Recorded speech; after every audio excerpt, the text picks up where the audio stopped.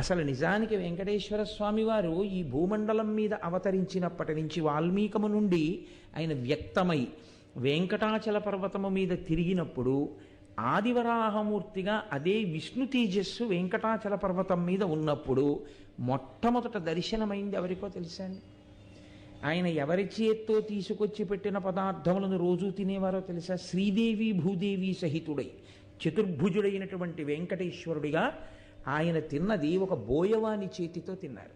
ఎప్పుడూ భగవంతుడి గురించిన ఆలోచనే. అసలు భగవంతుణ్ణి అడగవలసినవి ఏమైనా ఉంటే రెండు అడుగుతారు.